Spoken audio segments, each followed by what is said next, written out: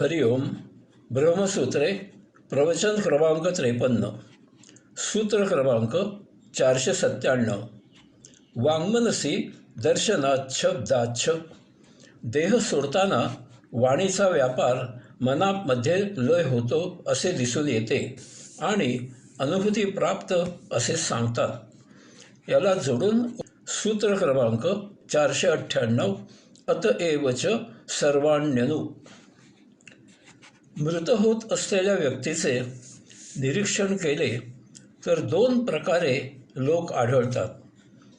एक, त्या अखेरच्या वेळी त्याची वाचा बंद होते.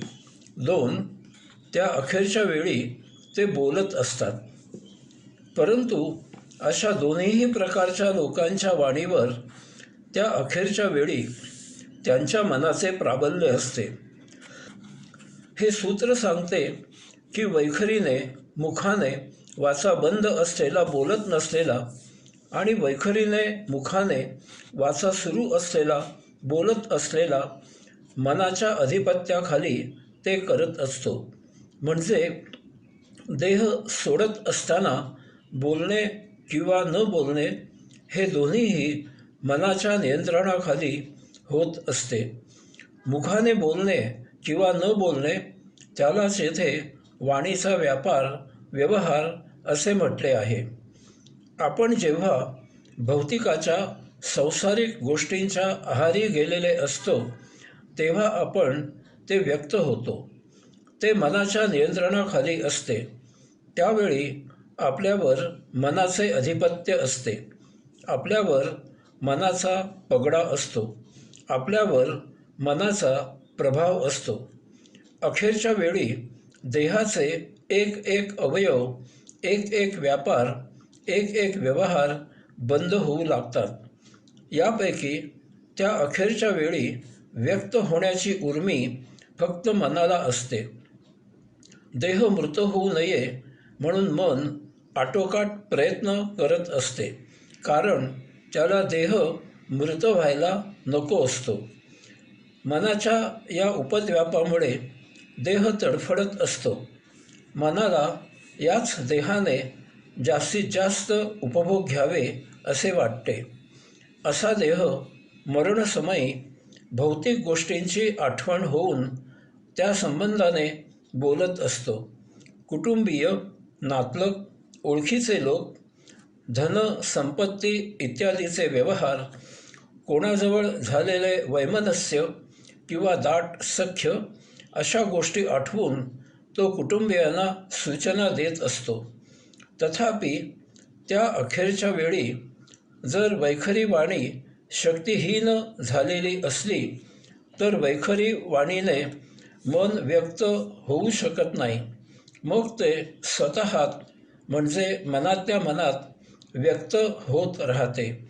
यामुळे असा मरणासन्न देह एका कुशीवरून दुसऱ्या आणि पुन्हा दुसऱ्यावरून पहिल्या कुशीवर सारखा वळत राहतो. आतून जीवाची घालमेल होत असते, तडफड होत असते. दुसऱ्या सूत्रात सांगितले आहे की वाणीचेच अनुकरण अन्य इंद्रिये करतात. त्यांचाही व्यापार व्यवहार मनाच्या नियंत्रणाखाली जातो. कारण देह जीवित राहावा यासाठी व्यक्त व्हायला मन सर्व इंद्रियांची मदत घेते. यासाठी ते एकेका इंद्रियांना वापरायला सुरुवात करते. अशा प्रकारे व्यक्त होण्याच्या खटपटीमध्ये मन प्रत्येक इंद्रियाला चालना देण्याचा प्रयत्न करत असते. यामुळे त्याचे निरीक्षण करणाऱ्यांना देह तडफडताना दिसतो. भौतिक संचित असल्यामुळे त्याचे उपभोग घेण्यासाठी मन बेचैन झालेले असते. ते आणखी आयुष्य पाहिजे म्हणून सर्व इंद्रियांना स्वतः व्यक्त होण्यासाठी उद्युक्त करत असते. यामुळे मरण सहजच स्वीकारले जात नाही. जीव जाता जात नाही. श्वास कोंडतो. देह इकडून तिकडे गडबडा लोळण घेतो. असे कितीही झाले तरी मरण टळत नाही. याला अपवाद आहे तो आध्यात्मिक तत्वांचे पालन करणाऱ्यांचा.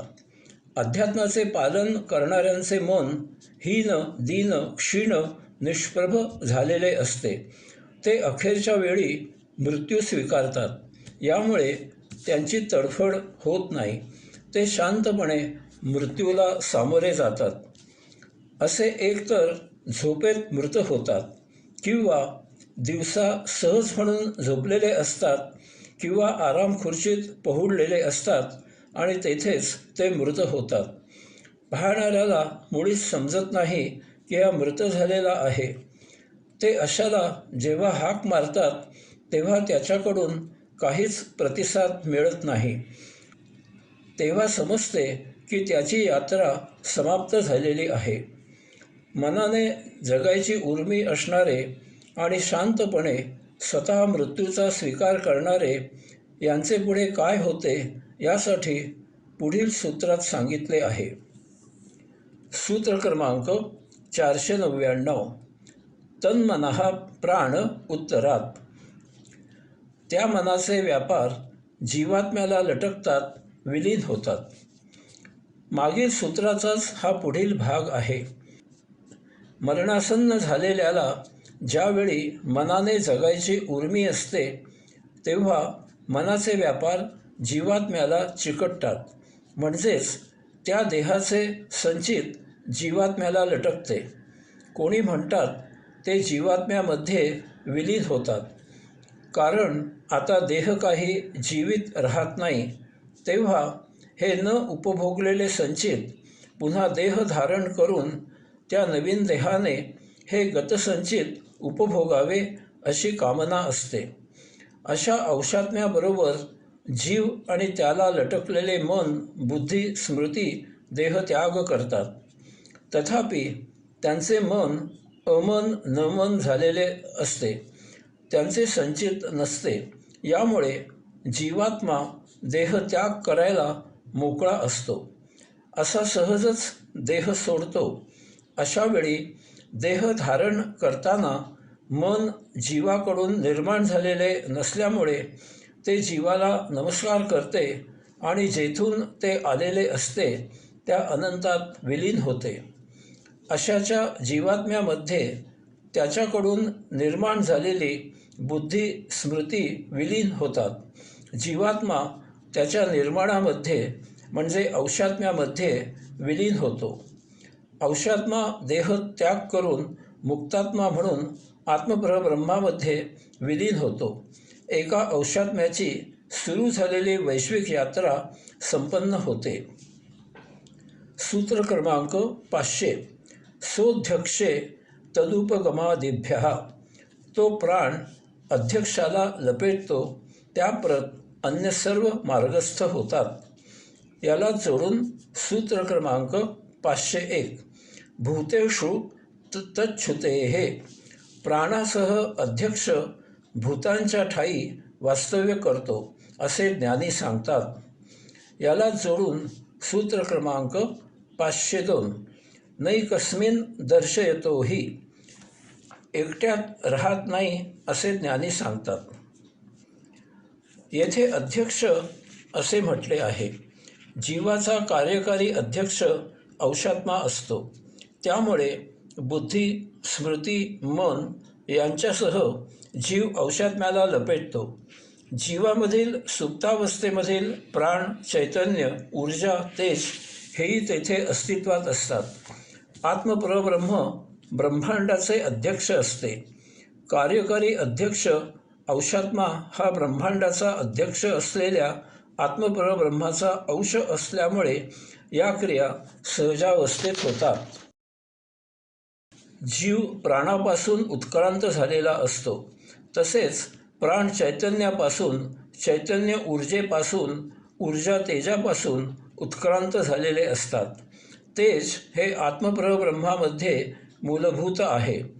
औषात्मा एकटा राहत नाही. तो अशा प्रकारे बुद्धी, स्मृती, मन, जीव यासह राहतो. तसेच जीवामधील सुप्तावस्थेमधील प्राण, चैतन्य, ऊर्जा, तेज हेही तेथे अस्तित्वात असतात. औषात्म्याला गतजन्मांचे संचित संपवायचे असते, तो यासह आत्मपरब्रह्मामध्ये विलीन होऊ शकत नाही. यामुळे तो या सर्वासह पंचमहाभूतांच्या ठायी वास्तव्य करतो. या योगे जेव्हा हे गतसंचित संपूर्णपणे संपवण्यासाठी सर्व दृष्टीने अनुकूल परिस्थिती प्राप्त होते, तेव्हा तो मातेच्या उदरी प्रवेश करून जीव निर्माण करतो आणि जीव तेथेच उपलब्ध असलेल्या पंचमहाभूतांपासून देह धारण करतो. गतसंचित संपवण्यासाठी औषात्म्याचे कार्य नवीन देही जीवाच्या माध्यमामधून सुरू होते. सूत्र क्रमांक 503. समानाच आश्रुती उपक्रमात अमृतत्वं च अनुपोष्य. आणि मुख्य कृतीसह दुय्यम कृती समसमान व्यापून राहते आणि त्या मागोमाग स्वीकारण्यास योग्य असा तो आत्मपरब्रह्मात विलीन होतो. आणि या शब्दाने मागील सूत्रांना हे सूत्र जोडलेले आहे.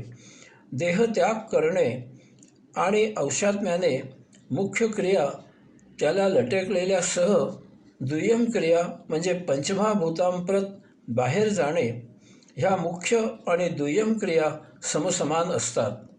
मुक्त अथवा अमुक्त औषात्मा अशा प्रकारे समसमानच प्रवास करत पंचमहाभूतांप्रत मार्गस्थ होतो. मुक्त झालेल्या औषात्म्याला आणि अमुक्त असलेल्या औषात्म्याला देहत्याग करणे आणि पंचमहाभूतांप्रत जाणे हा मार्ग एकच आहे.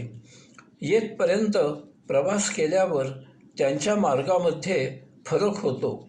यामागे काही ठोस कारण आहे. 1.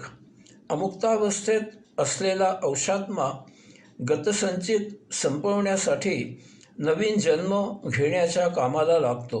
2. मुक्त असलेला औषात्मा या पंचमहाभूतांपर्यंत प्रवास करतो. त्याला जीव लटकलेला आहे. येथे त्याची कसोटी घेतली जाते. पंचमहाभूतांच्या सन्निध आल्यावर तो पुन्हा उपभोगांबद्दल जर विचार करत नाही ना, ही ती कसोटी असते. यात उत्तीर्ण झाल्यावर त्याची आत्मपरब्रह्माप्रत यात्रा मार्गस्थ होते. सूत्र क्रमांक 504. तथापि ते हे संसार व्यपदेशात संपूर्णपणे भौतिकाचा नाश होईपर्यंत ते सर्व निर्देशित राहते. देहत्याग झाल्यावर औषात्म्याला जीव, बुद्धी, स्मृती, मन याचबरोबर त्या देहामधील प्राण, चैतन्य, ऊर्जा, तेज इत्यादी सर्व सुप्तावस्थेत लटकलेले राहते. हे सूत्र सांगते की जोपर्यंत भौतिकाचा, संसाराचा संपूर्णपणे नाश होत नाही, तोपर्यंत हे सर्व औषात्म्याला सोडत नाहीत. येथे अध्यात्म्याच्या दृष्टिकोनामधून 3 गोष्टी समजून घ्याव्या. 1. जर पुनर्जन्म घ्यावा लागत असेल तर हे सर्व त्याच्यासाठी गतजन्मापासून बरोबर आलेले उपयुक्त होते. या सर्वांच्या सहकार्याने पुनर्जन्म घेतला जातो. कारण गतसंचित संपविण्यासाठी गत आयुष्याचा आराखडा या सर्वांना माहीत असतो. त्याचा उपयोग एकाच पुनर्जन्मामध्ये गतसंचित संपूर्णपणे नष्ट होईल अशा प्रकारे नवीन देह धारण करायला होतो. 2. देहत्यागानंतर अशा या अंतराळामधील कालावधीत काही भौतिक अथवा आध्यात्मिक आकर्षण निर्माण झाले तर आपली गतजीव, बुद्धी, स्मृती, मन याचबरोबर त्या देहामधील प्राण, चैतन्य, ऊर्जा, तेज इत्यादी तिकडे मोहाने विचलित होतात का याची कसोटी येथे घेतली जाते. कारण मुक्तीसाठी संपूर्ण, परिपूर्ण, शुद्ध आणि पवित्र असावेच लागते. 3. जर सर्व काही अनुकूल असेल तर मुक्ती प्राप्त होण्यासाठी ही गत आयुष्यामधील जीव, बुद्धी, स्मृती, मन याचबरोबर त्या गतदेहामधील प्राण, चैतन्य, ऊर्जा, तेज इत्यादी तेथेच अंतराळामधील पंचमभूतांमध्ये विलीन होतात. या योगे येथे एकमेव अंशात्मा शिल्लक राहतो. तो आपल्या मातुलामध्ये आत्मपरब्रह्मामध्ये विलीन होतो किंवा अशाला सायुज्यमुक्त म्हणून प्रभुकार्यासाठी विश्वामध्ये यात्रेला मार्गस्थ केले जाते. सूत्र क्रमांक 505. सूक्ष्मं प्रमाणतश्च तथोपलब्धेः. आणि परंतु ते सर्व सूक्ष्म मर्यादित उपलब्ध असते. मागील सूत्रामध्ये उल्लेख केलेले जीव, बुद्धी, स्मृती, मन याचबरोबर त्या गतदेहामधील प्राण, चैतन्य, ऊर्जा, तेज इत्यादी देहत्यागानंतर अंतराळात अंशात्म्याला लटकलेल्या अवस्थेत मर्यादित प्रमाणात उपलब्ध असते. अर्थातच असेच असणार, कारण हे सर्व त्या सीमित छोट्या देहामधून अंशात्म्यासह देहाबाहेर अंतराळात आलेले आहे. सूत्र क्रमांक 506. नोपमर्देनातः. म्हणून यांचा देहाबरोबर नाश होत नाही. आपण याआधी पाहिले आहे की जीव, बुद्धी, स्मृती, मन याचबरोबर त्या गतदेहामधील प्राण, चैतन्य, ऊर्जा, तेज इत्यादी सर्व आत्मपरब्रह्मामधील पर्यायाने पंचमभूतांमधील तेजामधून उत्क्रांत झालेले आहे. तेज आत्मपरब्रह्मामध्ये मूलतःच स्वयंभू आहे.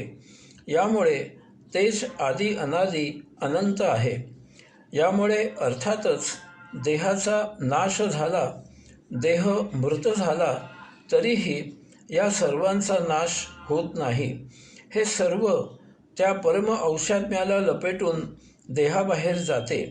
येथे पुनर्जन्म असला तर त्यासाठी ते पुन्हा देहामध्ये प्रविष्ट होते.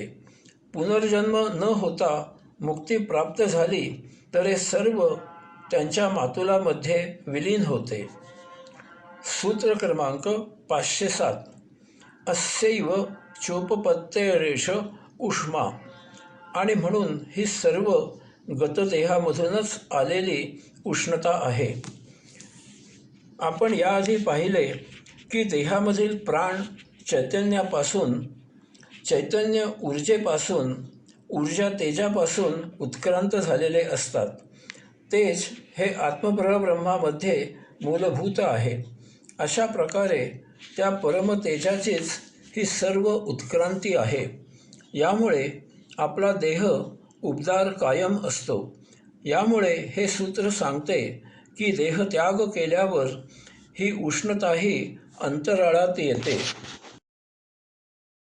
आता येथे शंका येईल की जर देहामध्ये ती परम उष्णता असते तर मृत होताना देह थंडगार पडतो, हे कसे? याचे समाधान असे आहे की देह मृत होताना ती थंडगार पडणारी ऊब ही त्या देहामधील जड उष्णता असते. परंतु त्यामधून अंशात्म्यासह बाहेर अंतराळात निघून जाणारी उष्णता ही सूक्ष्म असते. ती अंशात्म्याप्रमाणेच आपल्या इंद्रियांना अगोचर आहे. सूत्र क्रमांक 508. प्रतिषेधादिती चेन्न शरीरात. तथापि ज्ञानीयांचे प्राण देहाबरोबर बाहेर जातात. याला जोडून सूत्र क्रमांक 509. स्पष्टो ह्येकेषाम्. याचा स्पष्टपणे निषेध केला आहे. याला जोडून सूत्र क्रमांक 510. स्मर्यतेच. ज्ञानी अनुभूतीही अशीच आहे. ज्ञानी, अज्ञानी, साक्षात्कारी, सामान्य जन यांच्या प्राणांचे उत्क्रमण एकाच प्रकारे होत नाही. तसे झाले तर मग ज्ञानी आणि अज्ञानी, साक्षात्कारी आणि सामान्य जन यांच्यामध्ये फरक तो काय राहील? साक्षात्कारी पूर्ण संचितरहित झालेला असतो. यामुळे त्याच्या देहाची आसक्ती पूर्णपणे नष्ट झालेली असते. त्याच्या देहाचे जेव्हा पतन होते तेव्हा त्याचे प्राण देहामध्ये रेंगाळण्याचे कारणच नसते. आपण दुसऱ्या अध्यायात निरूपण केले आहे की जीव प्राणापासून उत्क्रांत होतो, तसेच प्राण चैतन्यापासून, चैतन्य ऊर्जेपासून, ऊर्जा तेजापासून उत्क्रांत होतात. तेच आत्मपरब्रह्मामध्ये मूलतः स्वयंभू असते. अशा प्रकारे ज्ञानी, अज्ञानी, साक्षात्कारी, सामान्यजन असा कोणीही असला तरी देह पतन झाल्यावर त्यांचा जीव प्राणाला लटकतो. असा हा साक्षात्कारीचा प्राण चैतन्याला, चैतन्य ऊर्जेला आणि ऊर्जा तेजाला लटकते. तेच आत्मपरब्रह्मामध्ये मूलतः स्वयंभू असते. या योगे तेजाच्या मार्गाने प्राण आत्मपरब्रह्माच्या द्वारी प्रविष्ट होतो. तेथे आत्मपरब्रह्माकडून त्याला मुक्त किंवा सायुज्यमुक्त केले जाते.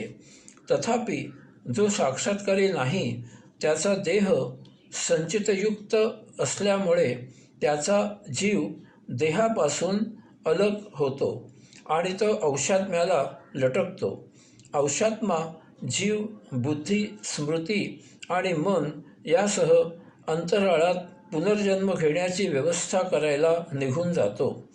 सूत्र क्रमांक 511. तानि परे तथा ह्याह. तथापि ज्ञानीयांची ती देहादी इंद्रिये आत्मपरब्रह्मामध्ये लय होतात. येथे जे सांगितले आहे की साक्षात्कारीची देहादी इंद्रिये आत्मपरब्रह्मामध्ये विलीन होतात, ते लाक्षणिक अर्थाने घ्यायचे आहे. कारण साक्षात्कारीचा पुनर्जन्म होत नाही, म्हणून त्याला आता देहाची आवश्यकता नाही. म्हणून त्याच्या देहादी इंद्रियांचा आत्मपरब्रह्मामध्ये लय होतो असे येथे सांगितले आहे. परंतु प्रत्यक्षात त्याची देहादी इंद्रिये पंचमहातत्वांमध्येच विलीन होतात. कारण देहादी इंद्रिये जड, भौतिक आहेत. यामुळे ती आत्मपरब्रह्मामध्ये विलीन होत नाहीत. ती ज्या पंचमहातत्वांपासून निर्माण होतात त्याच पंचमहातत्वांमध्ये ती विलीन होतात. सूत्र क्रमांक 512. अविभागो वचनात. ज्ञानीयांचे आत्मपरब्रह्माशी कायम ऐक्यच असते. अज्ञानी लोकांचे प्राण, जीव, चैतन्य, ऊर्जा, तेज, बुद्धी, स्मृती, मन ही देहत्याग झाल्यावरही तशीच अंतराळात अवशात्म्याला लटकत राहतात. कारण त्यांचा पुनर्जन्म अटळ असतो. त्या पुनर्जन्मामध्ये त्यांचा देह कसा, कोणते संचित संपवण्यासाठी कोठे, केव्हा, कसा धारण करायचा हे त्या लटकलेल्या गोष्टींवरून जीवाला समजते.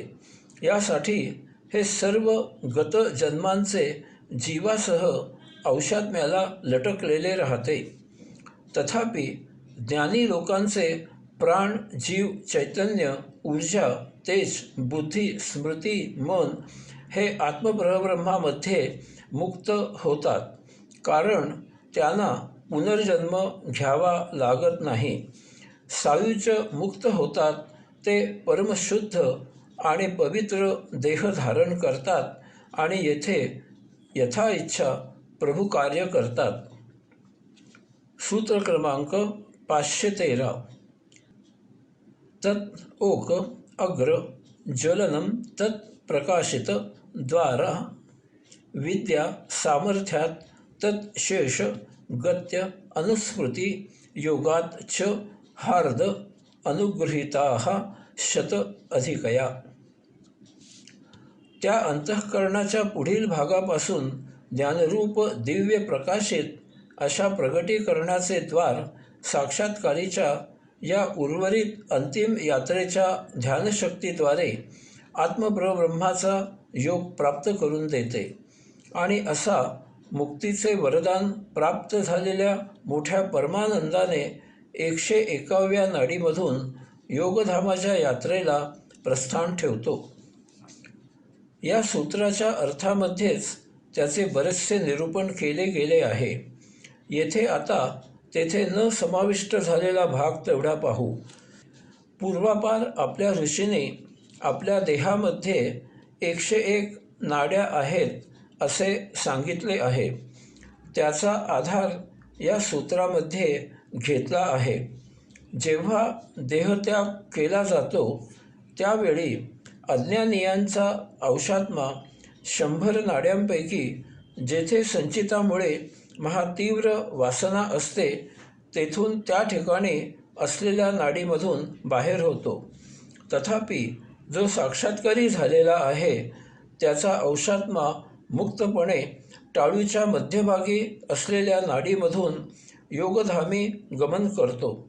यासाठी साक्षात्कारीचे ब्रह्मरंध्र म्हणजे 5वे विशुद्धा चक्र आणि 6वे आज्ञाचक्र यामधील सूक्ष्म छिद्र मोकळे झालेले असते. त्याच्या टाळूच्या मध्यभागामधून हे ब्रह्मरंध्र योगधामी यात्रा करण्यासाठी मार्ग मोकळा करून ठेवते. काही वर्षापूर्वी जेव्हा माझे ब्रह्मरंध्र मोकळे झाले तेव्हा मी सौ काकूने काढलेला माझ्या टाळूचा फोटो ग्रुपवर पोस्ट केला होता. हा फोटो साधकांना ब्रह्मरंध्राची कल्पना यावी या एकमेव हेतूने पोस्ट केला होता. कदाचित आपल्याला आठवत असेल, आजही त्याचा फोटो माझ्या संग्रही आहे, परंतु काही तांत्रिक कारणाने तो पूर्ण ओपन होत नाही. परंतु त्याची कल्पना येण्या इतपत तो स्पष्ट आहे. सूत्र क्रमांक 514 रश्म्यनुसारी. तो सूर्यकिरणांचे अनुकरण करतो. याला जोडून सूत्र क्रमांक 515 निशी नेती चेन्न संबंधस्य यावत देहभावावित्वाद दर्शयती च. रात्री तसे सूर्यकिरणांचे अनुसरण करत नाही, तर ते तसे नाही. जोपर्यंत देह आहे तोपर्यंत हा संबंध अबाधित असतो. ज्ञानीही असेच सांगतात. देहत्याग केल्यावर अंशात्मा सूर्यकिरणांचा आधार घेऊन अंतराळात जातो असे या सूत्रामध्ये म्हटले आहे. येथे सूर्यकिरण याचा शब्दशः अर्थ घ्यायचा नाही, कारण तसा तो घेतला तर शंका निर्माण होतात आणि असा सिद्धांत परिपूर्ण नाही असे सिद्ध होते. उदाहरणार्थ 1. मग रात्री ज्यांचा देह कलेवर होतो ते लोक काय करतात? 2. ज्यावेळी आकाशात ढग असतात आणि त्यामुळे सूर्यकिरण पृथ्वीवर पोहोचू शकत नाहीत त्यावेळी ते लोक काय करतात? याचा अर्थ असा आहे की येथे सूर्यकिरण याचा अर्थ लाक्षणिक घ्यायचा आहे. येथे सूर्यकिरण याचा अर्थ आपल्या देहामधील प्राण, जीव, चैतन्य, ऊर्जा, तेज ज्यावेळी देहत्यागानंतर अंशात्म्यासह देहाबाहेर अंतराळात असतात तेव्हा हे सर्व सूक्ष्म असल्यामुळे आणि अंशात्मा सूक्ष्माहून सूक्ष्म असल्यामुळे आपोआप आपल्या निर्माणाकडे, मातुलाकडे, आत्मपरब्रह्माकडे जाऊ लागतात. परंतु ज्यांचे संचित शिल्लक असते ते या सर्वासह परिपूर्ण, शुद्ध आणि पवित्र नसल्यामुळे योगधामी जाऊ शकत नाहीत. ते वाटेतच अंतराळात थांबतात. स्वतःला परिपूर्ण, शुद्ध आणि पवित्र करण्यासाठी पुनर्जन्मासाठी खटपट करू लागतात. तथापि जे परिपूर्ण, शुद्ध आणि पवित्र असतात त्यांचे अंशात्म्याला लटकलेले प्राण, जीव, चैतन्य, ऊर्जा, तेज पंचमहातत्वामध्ये विलीन होतात आणि परिपूर्ण, शुद्ध आणि पवित्र अंशात्मा योगधामेच्या अंतिम यात्रेला मार्गस्थ होतो. सूत्र क्रमांक 516 अतश्चायनेपि दक्षिणे. दक्षिणेच्या दिशेने मार्गस्थ असताना सुद्धा. याला जोडून सूत्र क्रमांक 517 योगिनः प्रतीच स्मर्यते स्मारते चैते. आणि ज्ञानी यांनी योग्यासंबंधी सांगितलेली गती अशाच प्रकारे आहे. अशा प्रकारे मागील सूत्रांमधून सांगितल्यानुसार सूर्य दक्षिणायनामध्ये असताना सुद्धा जरी योग्याला साक्षात्कारीला देहत्याग करावा लागला तरीही त्याची यात्रा आत्मप्रब्रह्माप्रत योगधामी मार्गस्थ होते.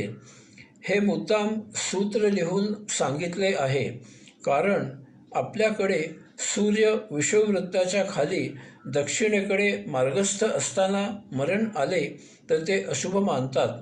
अशाला नरकवास भोगावा लागतो अशी श्रद्धा आहे. गीतेनेही यासंबंधी मार्गदर्शन केले आहे. ते या संबंधाने ज्ञानसंवर्धक आहे. येथे 4था अध्याय 2रा पाद संपन्न होत आहे. हरिओम.